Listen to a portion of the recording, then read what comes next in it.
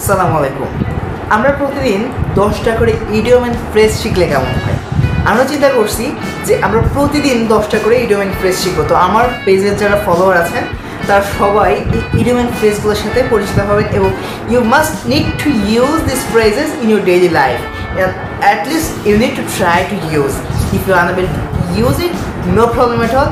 Your try is good enough.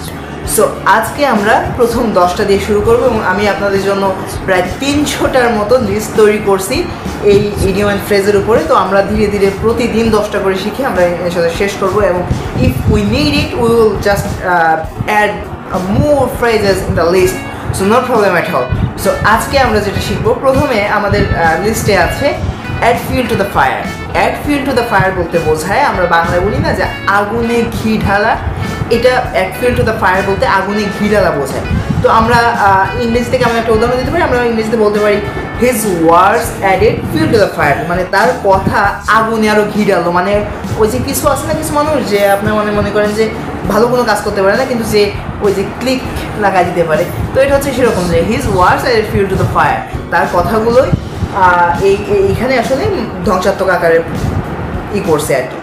দ্বিতীয় নম্বরে আমরা যেটা রাখছি সেটা হচ্ছে back to the drawing board. Back to the drawing board মানে হচ্ছে নতুন করে কোনো কিছু শুরু করা, back to the drawing board.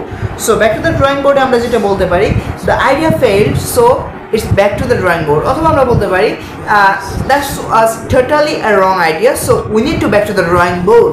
Back to the drawing board মানে হচ্ছে আমাদের নতুন করে কোনো কিছু শুরু করা।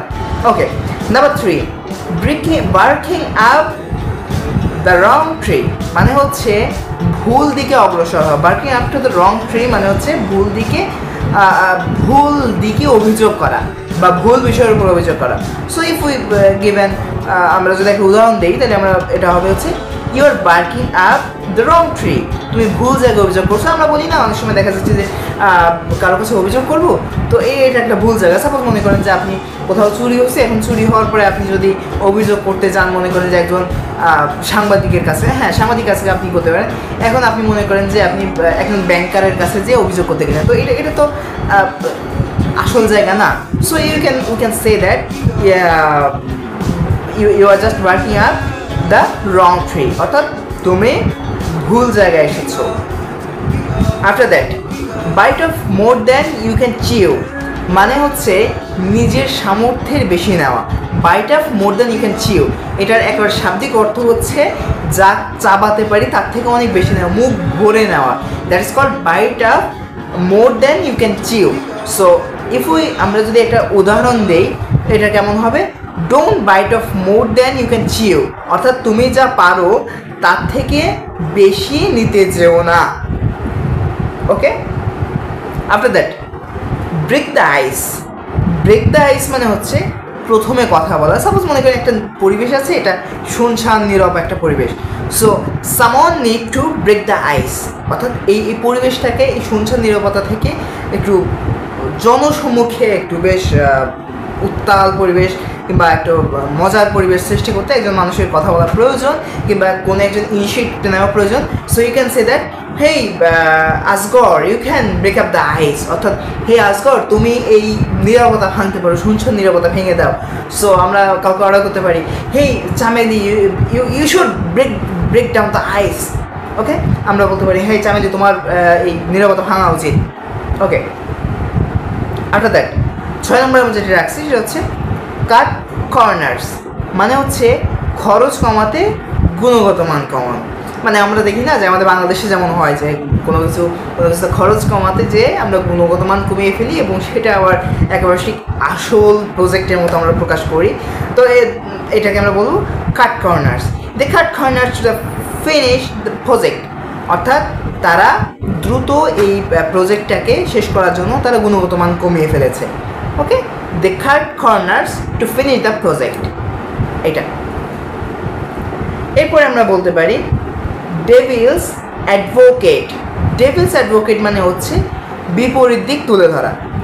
সো আমরা এটার উদাহরণ কেমন দিতে পারি, let me play devil's advocate, আমি বিপরীত দিকটা তুলে ধরছি। মানে আমরা বলি না অনেক সময় দেখা যাচ্ছে একটা যুক্তি দেওয়ার পরে এই যুক্তির পেছনে কিন্তু আরেকটা যুক্তি থাকে।